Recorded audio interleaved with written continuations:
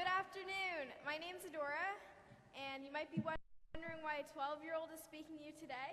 And I actually published my first book, Flying Fingers, when I was 7, and since then I published a second book, Dancing Fingers, which I co-authored with my older sister Adriana, and it's a book of poetry. Now, obviously, 2 books of short stories and poetry does not a professional speaker make. However, I think can lead there indirectly, because after I published Flying Fingers, I started going to schools and classrooms around the country to speak to students my age about reading and writing. I began using video conferencing to spread my message across the miles, and today I've spoken to over 400 schools, both to students and also to teachers. I don't do all of my work over distance learning, though. One of my favorite things to do is travel to great conferences like Boost all around the country. So traveling is definitely a great hobby of mine.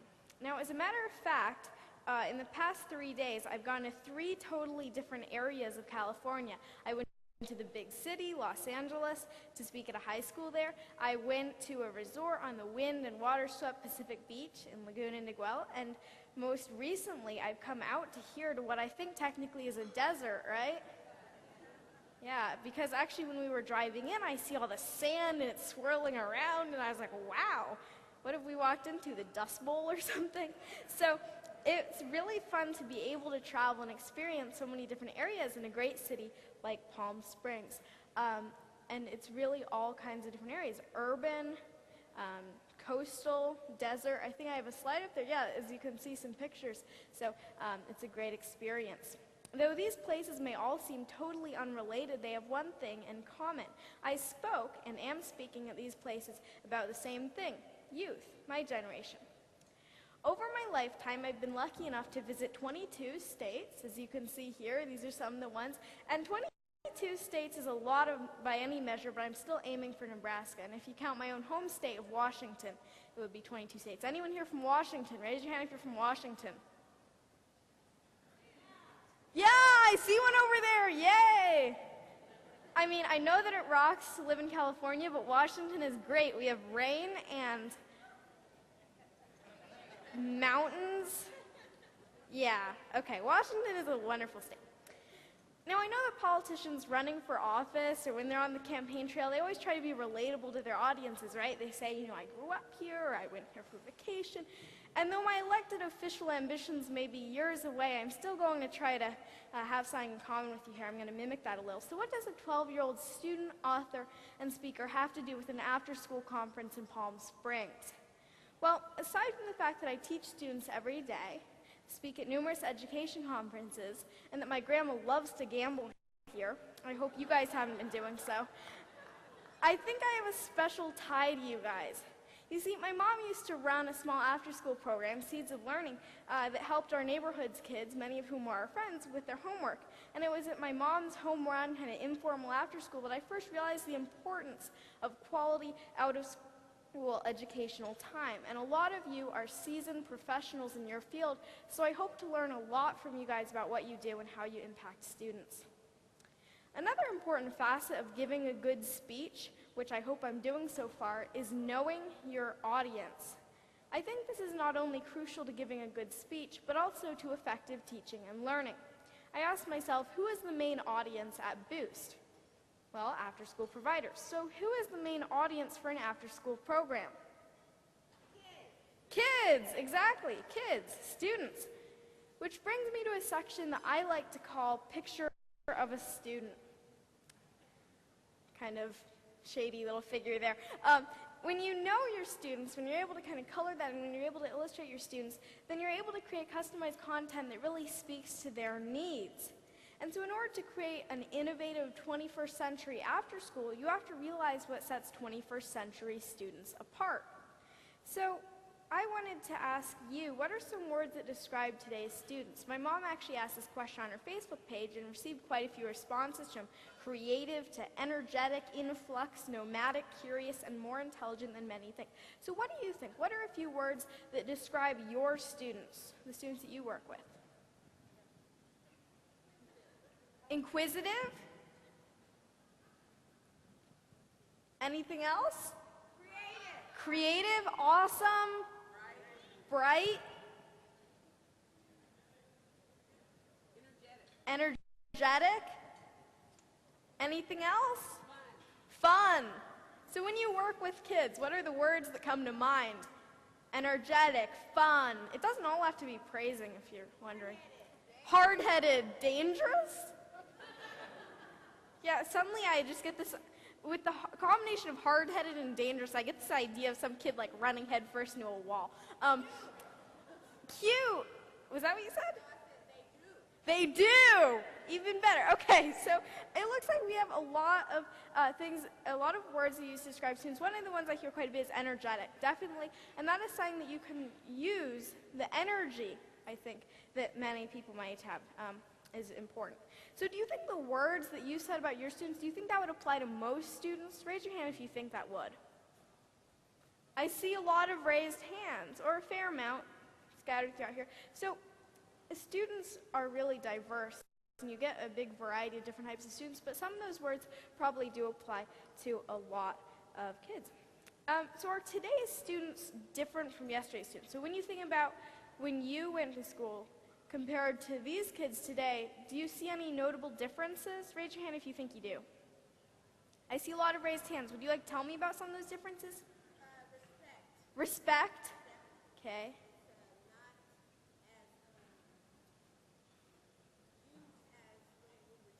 So maybe the respect dynamic has kind of changed.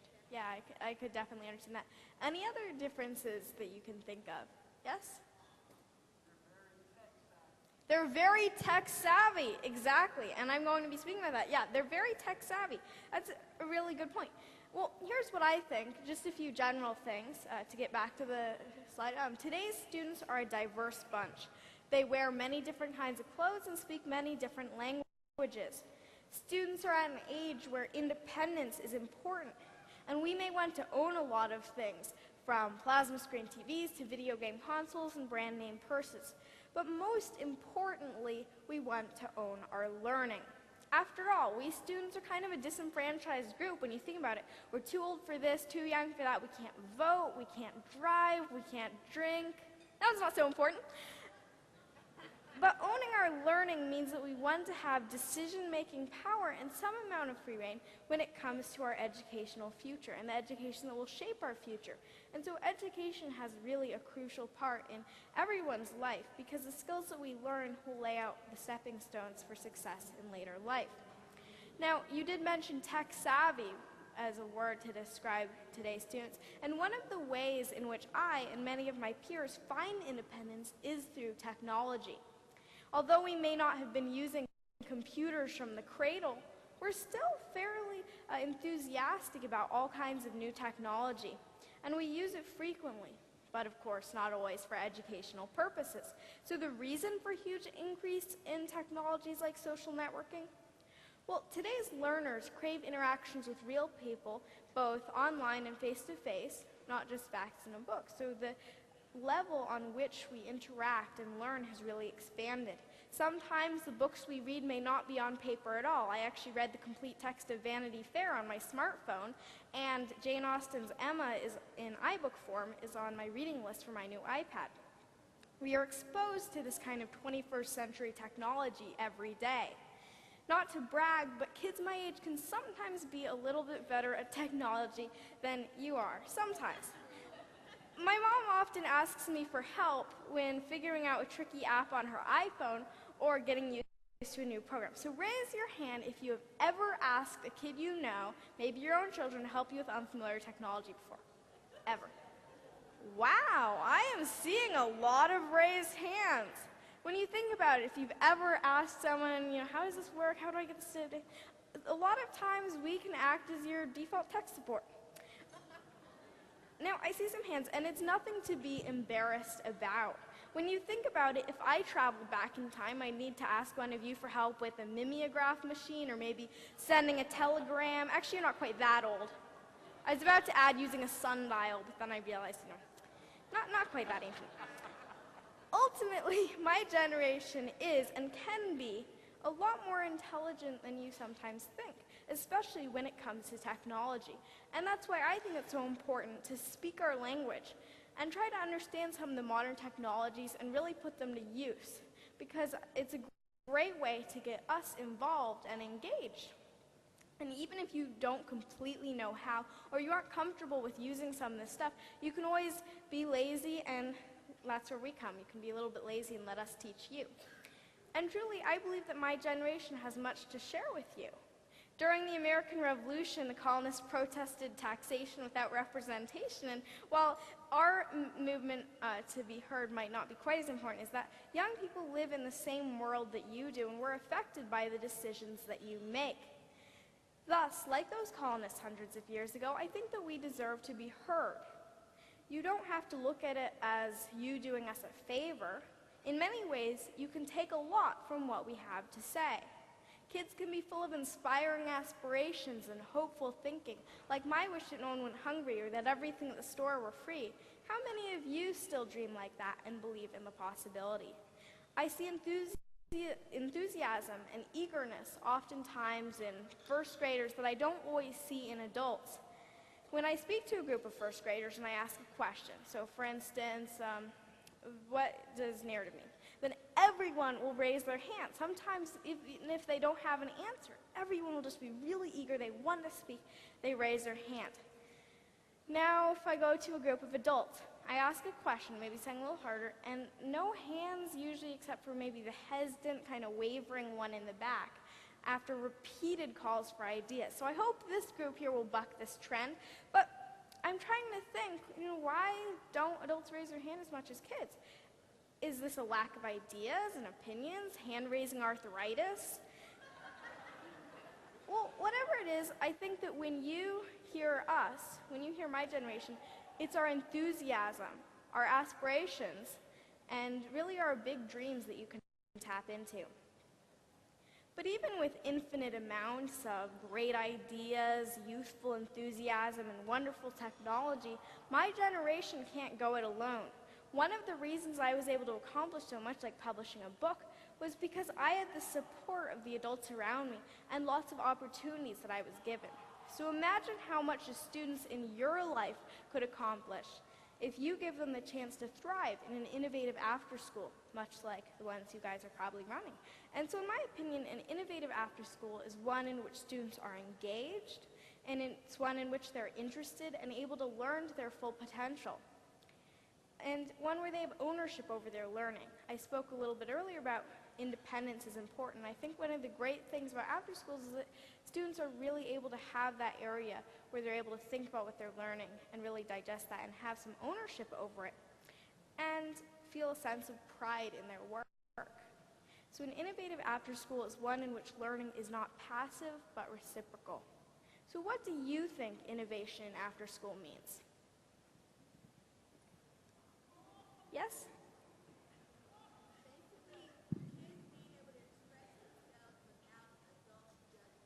Kids being able to express themselves without adults' judgment. That is a great idea. Yes, I appreciate that. Kids being able to express themselves without adults' judgment. That is really important because a lot of times I speak with kids and sometimes they're really hesitant to share ideas, maybe when I get up to like 7th grade or something, because they spend so long being told, no, that's wrong, this is right, this is wrong, that's a bad idea. So I think having that area is really important indeed. Any other ideas? Yes? Yeah, I would say that allowing the students to be at the table when decisions are being made, especially those that will impact their lives for years to come, whether it's in the after school or even at the school level, having the youth not just get their input, but also have them be decision makers. Very good point. Yes, having students at the table when those decisions are being made. It's so important because when you think about it, you go and vote on laws and elected officials and stuff because you're going to be affected by the laws, by those elected officials. And I think kids like me are going to be affected especially by the decisions made in after school and education. And so having us at the table, very important. So really making our voices heard. I think that's what it comes down to quite a bit, and having that area of expression, having that decision-making power, definitely very innovative. Any other quick ideas? Giving responsibility and leadership rules. Right. So A lot of times in schools it's a big thing, leadership and telling students, you know, you want to lead, but you say that, you really need to back that up with giving them roles, giving them opportunities to lead. I think that's so important. Yes, thank you. So, when you look at your program on the very back, there's 10 things I'm going to do after Boost, and I hope that some of the things you write down are giving students leadership roles, allowing them an area to express themselves. I think that is extremely important. Of course, much of this is easier said than done, which is where I think that sometimes technology can come in handy. It's good to remember that just like a dress doesn't make a fashion model, technology doesn't necessarily equal an innovative classroom. I did not dress up that dog. Do not look at me, okay? Got it off the internet. Now, cool technology obviously doesn't necessarily equal innovative. However, it sure can help. Tools like social media, interactive whiteboards, computers with internet access, collaborative activities, there are infinite possibilities that you can use to get kids and have our voices heard, allow us to lead. You can use this definitely to our benefit and to yours. So as an example, I love to use collaboration to get all the students involved in the writing process, which is what I talk to students mainly about, writing. And when the average student thinks of writing, fun and easy, are those the first words that come to mind? Probably not. When I think of writing, I think fun and easy, but I talk to a lot of other students and they think hard, difficult, long, boring. And writing, in addition, is often portrayed as a very lone activity, and recluse writers like Emily Dickinson and J.D. Salinger hadn't exactly helped that image, but Emily Dickinson is OMG, like so, 1800s. It's time for innovative writing. No, I love Emily Dickinson, by the way.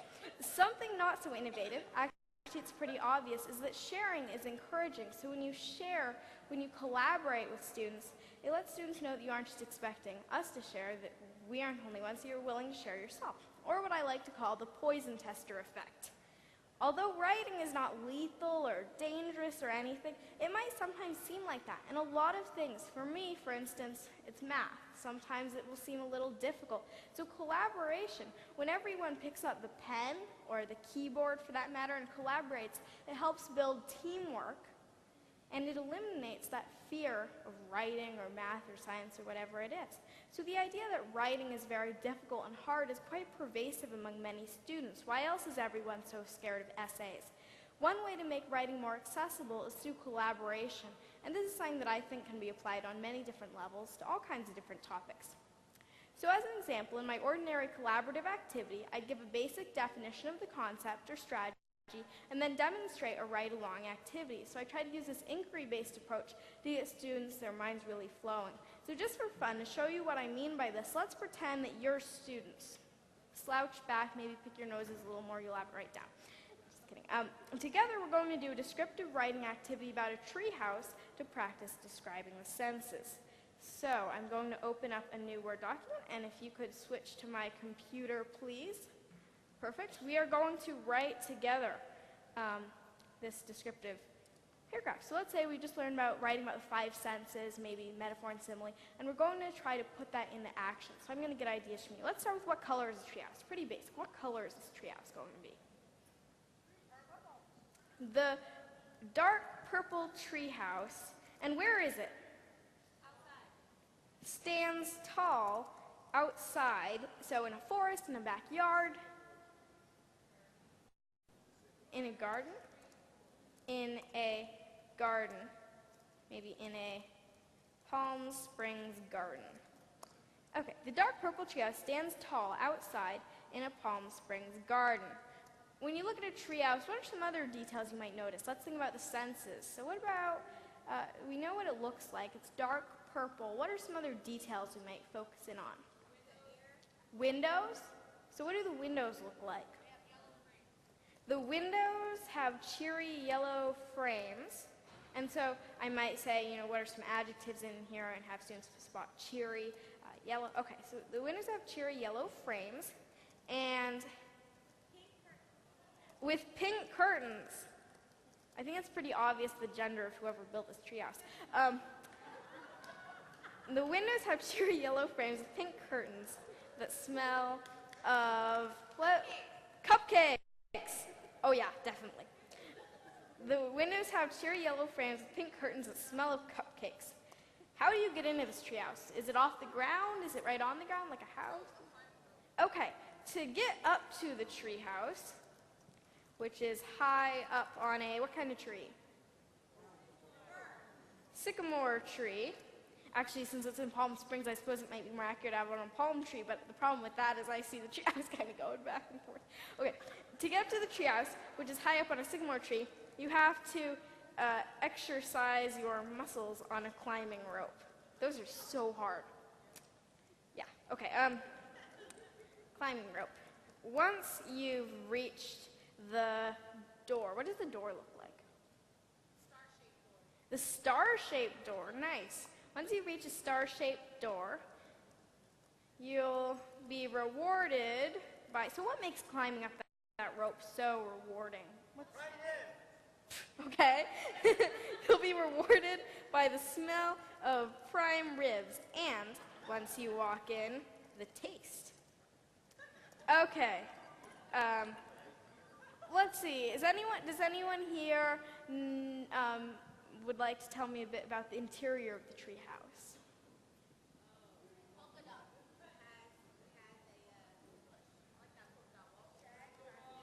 The wallpaper is decorated with pink polka dots. Let's just go all out of this. And the mahogany floor has a luxurious shag carpet. Okay, so, and this is something interesting, I could say to students, reading this, what do you know about the person who lives in here, maybe? They are comfortable, they are probably a girl, and they are most likely really rich, or have rich parents. Okay. I'm sorry? And strong to climb the rope. Yeah, so what are some other details you might be able to add to this treehouse? Let's think of some other senses. We know it smells like primer. What about sound? What does it sound like inside the treehouse?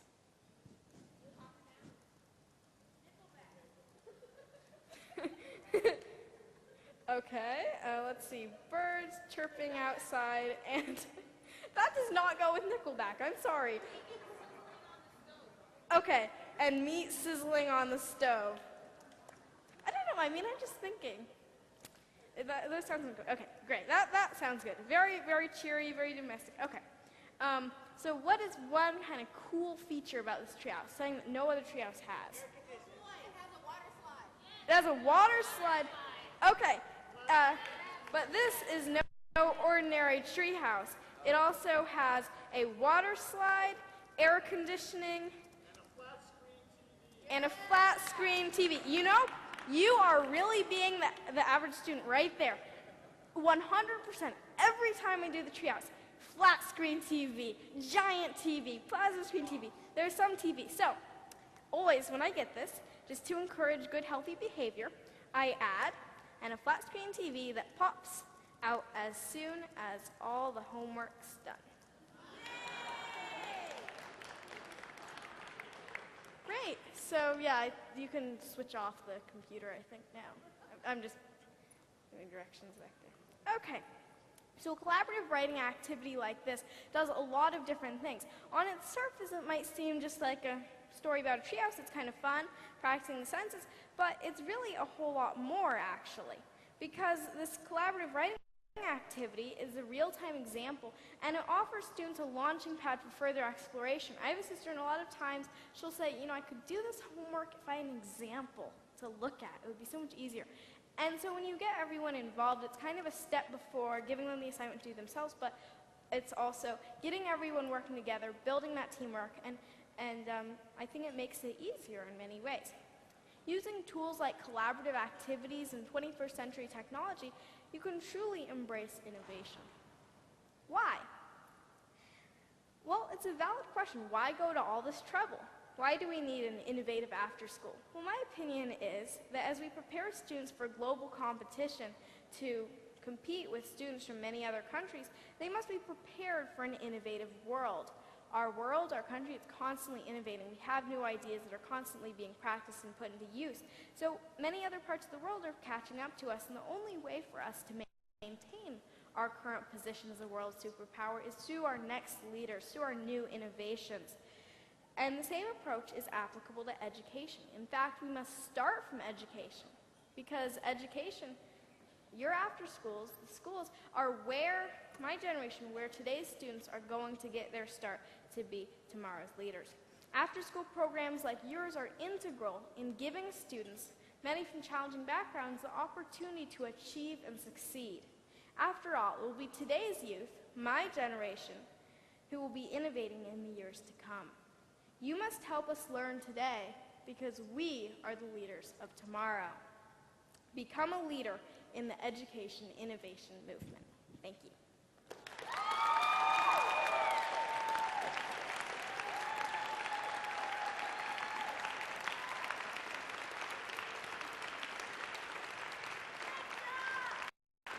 Thank you.